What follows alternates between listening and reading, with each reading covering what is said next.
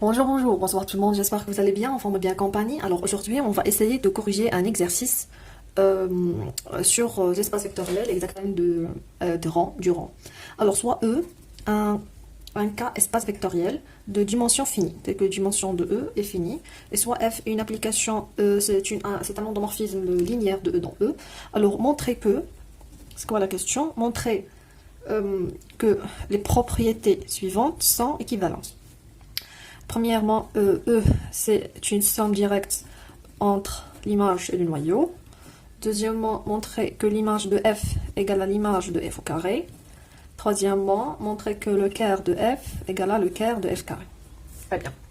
Alors, montrer que c'est sans équivalent, c'est-à-dire celui-là, c'est équivalent à ça, équivalent à ça. Alors, essayez de réfléchir avant de répondre, ce sera bien pour vous. Réponse.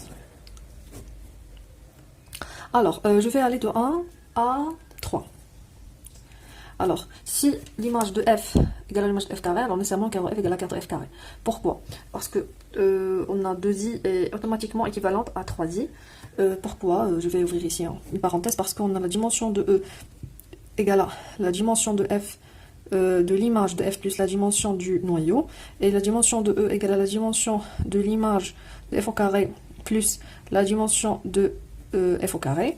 Alors, si l'image de f égale à l'image de f carré, on a dimension de e égale à la dimension de e, alors nécessairement, quart de f égale à quart de f carré. Alors, pour montrer ces 3, il suffit de montrer que 1 est équivalent à 2 ou bien 1 est équivalent à 3. Alors, je vais choisir moi 3.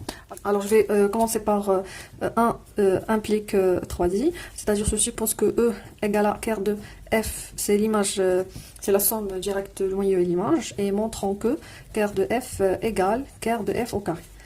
C'est pour celui-là, je vais commencer par la première, c'est la plus facile. Alors, on a déjà que quart de f inclus dans quart de f carré. Pourquoi? Parce que si je prends x appartient à quart de f, ça implique que f de x égale à 0. Alors, f de x, c'est-à-dire f carré de x égale à 0. Alors, x appartient à quart de f au carré. Alors, c'est facile de voir. Il nous reste l'autre inclusion. Alors, montrons que quart de f carré, ça, il en a toujours sans cette condition. Montrons que quart de f carré inclus dans quart de f, c'est ça? C'est ça la question. Alors, je vais prendre soit x appartient à quart de f carré, tel que f carré de x égale à 0, tel que x appartient à e, bien sûr.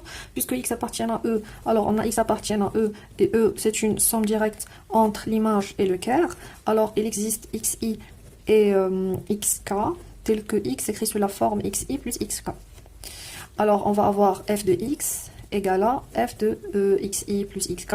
Or, c'est une application linéaire, alors c'est f de xi parce que f de xk égale à 0, parce que xk appartient au noyau, alors f de xi. Or, on a f carré de x égale à 0, alors on va avoir f carré de x, c'est f de xi égale à 0. Alors, on peut conclure que f de xi appartient à quart de f, et f de xi, ça appartient à l'image. Impair l'image de f. Or, c'est une somme directe, alors c'est égal à 0. Alors, on peut conclure que f de xi égale à 0. Alors, f de xi égale à 0. Alors, xi appartient à le noyau de f. Xi égale à 0. Alors, on va voir ici f de x égale à f de xi plus f de xk. F de xk, c'est 0 parce que ça appartient au noyau. Xi appartient au noyau, alors c'est aussi 0. Alors, f de x égale à 0. Alors, x appartient à quart de f. Alors, quart de f carré inclus dans quart de f. C'est fini. Je vais montrer 3i implique i, c'est-à-dire je suppose que quart de f égale à quart de f au carré, et on montre que e égale à l'addition, ou bien la somme directe de l'image et le noyau. Alors on a déjà, d'après le théorème de rang, on a la dimension de e égale à la dimension de l'image de f plus la dimension du noyau, d'après le théorème du rang. Alors il suffit de montrer, que l'image de f inter le noyau égale à 0. Alors soit x ou bien soit y appartiennent à l'image de f inter le quart de f. C'est-à-dire quoi? C'est-à-dire que f de y c'est égal à 0, d'une part parce qu'il appartient à un quart de f, et il existe un certain x appartient à e, tel que f de x égale à y. Alors, on a f carré de x égale à f de y. Alors égal à f de y. Or, f de y, c'est égal à 0.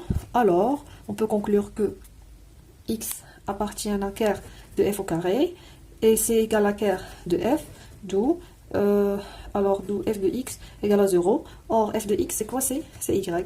C'est y égale à 0. Alors, y égale à 0, d'où on peut conclure que c'est réduit à 0. Alors, c'est une somme directe.